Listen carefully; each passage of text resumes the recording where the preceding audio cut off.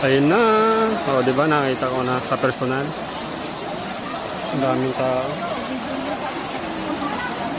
Ayun.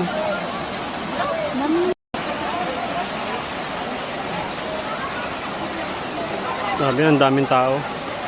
Napuntahan ko na rin sa wakas. Ganda. Taas. Ganda.